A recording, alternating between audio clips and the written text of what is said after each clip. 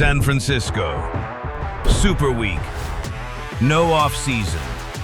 This is the Sport Beach Clubhouse, where sport, culture, and marketing play on.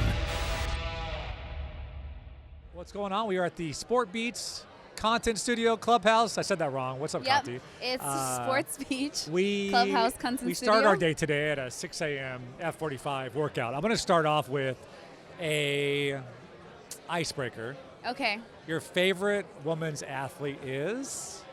My favorite of all women's time. athlete of all time. Most inspiring, someone that just pops up. I mean, I've had moments, right? When I was growing up, Skylar Diggins was that girl for me, Yeah, right? that's a good one. Layla Ali was that girl for me. So, Yeah. like, they were first the ones that I most saw myself reflected in. And then Serena. And then you have these incredible GOATs like Candace Parker. I mean, it's so hard to really name just It's one. like every 3 years you had a new favorite. I had a new favorite. And now, like, my favorite player of all time are all my founders. So I'm biased. Yeah, exactly. Speaking of that, I do think you have an incredible resume and story, and I'm going to act like I'm a relative at your family reunion. Okay. Where it's like, give me like the 30-second, 60-second, like Hulu, ESPN, now Chief Content Officer together. How do you explain what you do or like what your genius is?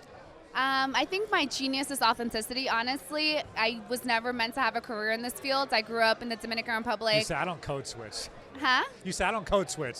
I am who I am. Yeah, I don't code switch. I am what I am, and it's benefited me really well because honestly, whether it was starting my career at the NFL and being an associate producer and owning the fact that I didn't really know football at the time, to getting promoted 7 months later to do my first film, to then going to Hulu and being a producer at 23, to then coming to ESPN and spending there 6 years, to now being a chief content officer at Together. Awesome.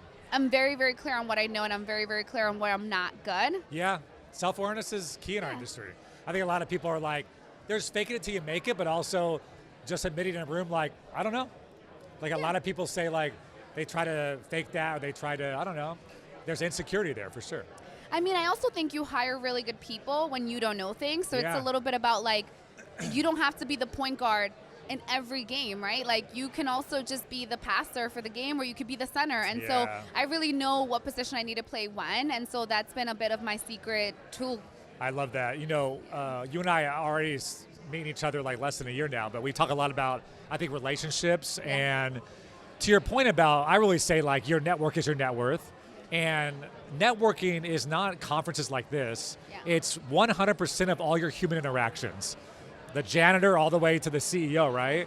And I feel like you got that, I'm sure, early in your career. I could sense that energy from you.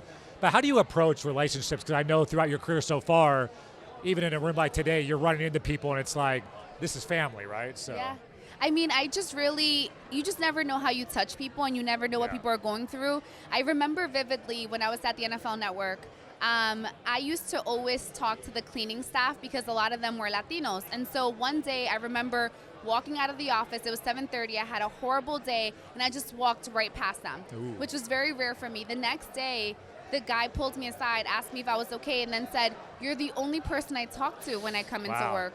And after that, I just always made it a mission to like really be intentional. And I was raised that way via my grandma. She sees those that others don't see, and like, I don't use people. I don't look at them for titles. I look at them as like, how can I be of service to you? Yeah, and I think when you approach anything like, right, like value first, then it's amazing how everything just like comes back full circle. 1,000%. I want to talk about women's sports because McKinsey just came out with a report that by 2030, it's going to increase from $1 billion sport, or just like sports in general, to 2.5 billion. There was another stat I saw that 56% of women's sports fans are brand new fans, like in the last year. So everything's up and to the right. Ratings, valuations. We know with like current CBA negotiations, salaries are going up, and you at Together are obviously like a brand that like came in early and now are seeing those amazing stats. So how are you looking at women's sports in the industry as you take on this new role? Well, you know, I played sports in high school. I'm 5'5" and like 130 something pounds. So my like professional dreams were very short-lived. We're all failed athletes, all of us that work in sports marketing. All of us. I mean, I should have just chosen, I should have chosen like track and field or something, because I'm a good runner. We didn't have it. Anyway, long story short. VO2 max is amazing. The data is there. I always tell people, I'm like, whether you are a women's sports fan or not, you like money, right? When I first came over to Together, someone wrote an article about me called Niche Better Have My Money. The reality is that by 2030, there's going to be 800 million projected global fans. Yeah. It's the only leagues teams that are growing in double digits, whereas other teams and leagues are growing in single digits, right? So whether you really believe it or not, if you're a brand, you have to be paying attention. And for us, this is our bread and butter at Together. This is what we do all day, all night. We don't do it just for 10 polls. Hey, you didn't start it last year. It's been since the grassroots It's been 5 months. Yeah. Can you believe But it? I mean, Together as a brand. It's less than 5 years old. Yeah, but they were cooking when it wasn't on the up and up as like it is now, right? So. Correct. And that's why the athletes and the teams and the leagues, they love us because we've been in these spaces before others were. Why do you think now it's such a meteoric rise compared to 3 or 4 years ago? Because you mentioned the Candace Parkers of the world that were incredible back then.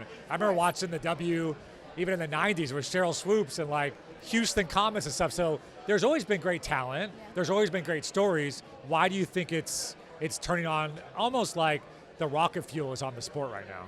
Yeah, I would have to say a lot of the digital media and digital intelligence timeframe that we're living in really helps facilitate that. Yeah. If you think about it's where attention is now. Yeah, like it was linear windows networks and they weren't really programming or paying attention. They weren't evaluating the assets like they should. Now, these athletes are their own marketing tools. They're able to reach their fans directly, not via someone else exposing them. And so that changed the game existentially, I believe. I've always said this too, being a hoop fan. Like right now, the NBA, I still love it. I'm a diehard Laker fan, but a lot of it is isolation basketball, like Luka or LeBron. Don't get me started. But Luka at the top of the key, the center comes and sets a screen. Now there's a mismatch, and now let's dance for 20 seconds. No one plays defense. The women's game, like when I watch the Fever play, they're actually running the offense. They're actually screen rolling, like all the things that I grew up playing basketball on. And I feel like that's a reason why there's a lot of new fans coming into the game, because basketball as we know it, because of analytics, I think, has changed. It's not as pretty as it used to be, if I could use that word. And now I think the women's game is much more enticing to watch, at least on the basketball side. I would agree. I mean, it's tough. It's gritty. These athletes, like, name one male athlete that can give birth. I don't know if you saw. Yeah. Right? Like, I don't know if you saw the story. Well, I would say, name a professional basketball player under 30 more popular than Caitlin Clark. Can't. 1,000%. No, you can't. That's a big deal. It's also an individual sport and a team sport. I feel like there's other sports that have become so individualized that it hurts the overall playing game. Yeah, absolutely. How is Together, like, where do you guys find your angle? Because there's a lot of competitors or brands in general that want to tell these stories. They want to leverage what's happening in women's sports right now. But where do you guys think your unique differentiator is? I mean, we're very aligned on what our value is, and it's women's sports. Everyone really watches them. It's our tagline, everyone watches women's sports, right? And not only that, but we're a content company, so everything from our social channels that has over 4.5 million besties, we have a really successful commerce business, brands love to partner with us, and then we're in the community, whether the community is like VIP premium moments or whether it's, hey, the Connecticut Suns are playing in the TD Garden, we're stamping shirts, we're hanging out, we're cheering you on, we're highlighting the good gospel. Yeah, and I think to your point about community, that's where so many brands get that wrong, where they want to hijack the women's sports community, let's say, and you guys are like more on the grassroots side 5 years ago, but you guys are actually there in those moments. And back to your original point. David, they absolutely know. When I first came over, someone said to me, oof, when you first came, I got nervous because you come from NFL, Hulu, ESPN, big brands. Do you understand and will you preserve the community and the culture that we've built, but also help amplify it? Yep. And I think so, looking at like what Fanatics did with Kendall Jenner, for example, I think it's smart because if you're going to use an athlete, you're going to use a celebrity, lean into the if you know, you knows, lean into the inside joke. There was a good State Farm commercial where they had Caitlin from the logo and she was doing stuff around her house from the logo, but that's like a wink and a nod to like, if you know Caitlin, you know that's what is talked about a lot, her pulling from the logo. I think so often, and you worked throughout your career with different brands and sponsors, you still do, and they want to jam in the Subway footlong $8.99 special this Friday, the call to action, and it just immediately turns off the fan base. Totally. Where do you think it's going with sponsors and brands, like really making sure that, again, you're being additive to culture rather than hijacking the culture? I mean, we have a really healthy and incredible, honestly, branded content business. And the way we approach it is really partnership. What's important to you? What's important to us? How do we preserve that authenticity? How we create safe spaces for the athletes? And then how do we find that perfect mix on like how these things live so everyone gets what they want? And more importantly, we put the money into the athlete's pocket. And so I do think it's changing, right? Like think about, even when I was at ESPN, brands were underwriting full films. They've moved on from the 30 and 15-second spots. They moved on from the, $8.99, let's plug that in right away. It's really, if it doesn't fit, people know. What are your thoughts? I'm sure you've read these articles like the Dick's Sporting Goods of the world. They're actually building out their own content houses. Yeah. So brands even want to rely less on the TV networks, rely less on the media partners, and create their own content to talk to that. If you're a brand, you say, you know what, sports fans mean something to us. That's good for our bottom line. Why don't we create our own sports content from scratch and not have to necessarily be a sponsor on somebody else's sports content? Where do you think it's going with like Fortune 500s creating their own content? I think that it's great. We need more brands spending money. What I would say is that there's still a challenge around distribution. The brands still need, if they don't have their channels or they're turning a hard pivot, they kind of still need traditional mediums where people will discover the storytelling. What I love about TOGETHR, honestly, is that we could distribute content as well because we're averaging about 100 million impressions a month.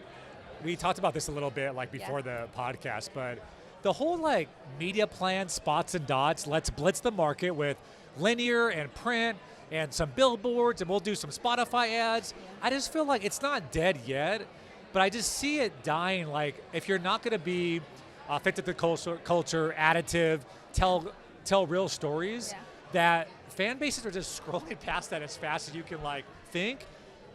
Do you agree? Like where's it going in terms of the old school of let's blast this and guarantee attention, where now I feel like you have to be much more strategic, much more just like genuine to the audience for them to care, right? I mean, can I use us as an example? For example, you and I were talking about the shirt, right? And I'm wearing a new shirt that we bought that we're seeding today. We TOGETHR, the brand, has never paid for marketing. Ever. We never ran ads. We never tried to acquire the content. Like bootstrapped. It was all bootstrapped and authentic, and then it picked up momentum and sort of capitalized on it. And so I think the brands that have a really clear pulse in the culture and find partners that are ethically, strategically, and from a brand perspective aligned are the ones that are going to win the day because they don't have to pay to play.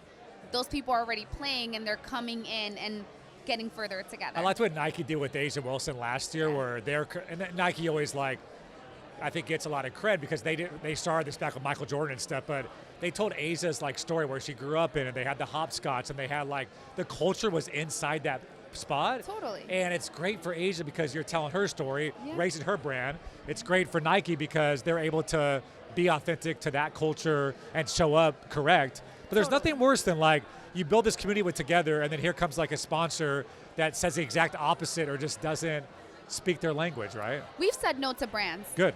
To be honest. As you should. We've said no to brands. And I mean, we're a small shop, so we want that. We want brands to come partner with us. And if they're coming to us, most people know what they're going to get. Well, and I think I have a hot take on this. I just think a lot of people have marketing in their title where it should be lower funnel CTA manager. And it's really just driving the hell out of bottom funnel metrics when we all know that upper funnel and awareness and consideration is so important to show up. And then you can start driving them down. We know revenue matters. We know business comes down to dollars and cents. But there's so much just juicing the bottom of the funnel without paying attention to the community building at the top of it. Okay, can I ask you a question even though I'm the guest? One of the things that I really value about you and your thought leadership, right, and why I think STN is so great is because you even said it to me, Kati, don't look at followers, you have to look at impressions.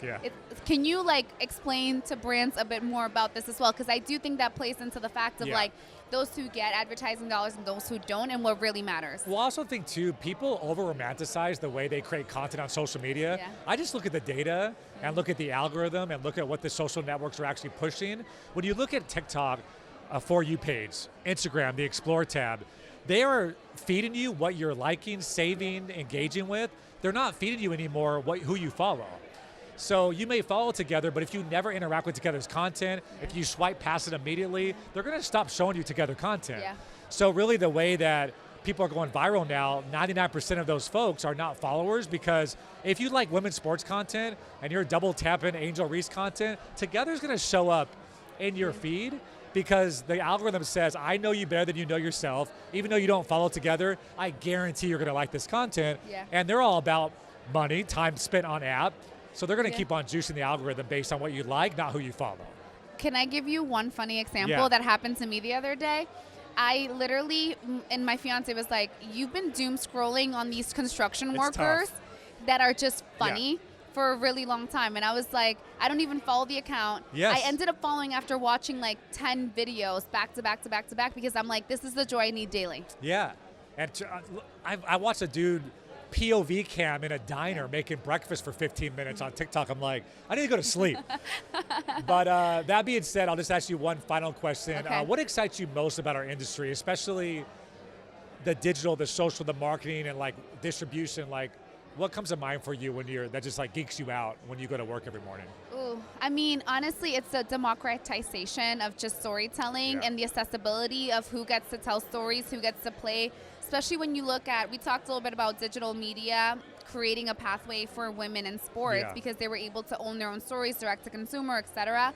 We're looking at an age of digital intelligence. How do you supercharge that, bring down the cost, and now you have storytellers that never even imagined careers and people creating businesses that don't require It's so gazillion cool. employees. You know? Yeah, if you put in the work, you're going to be able to get the reward. So, Kati, thank you so much. Appreciate you. David, thank you. Sport Beach Clubhouse. We're here. Content studio. Got it. Thanks, team. Appreciate it.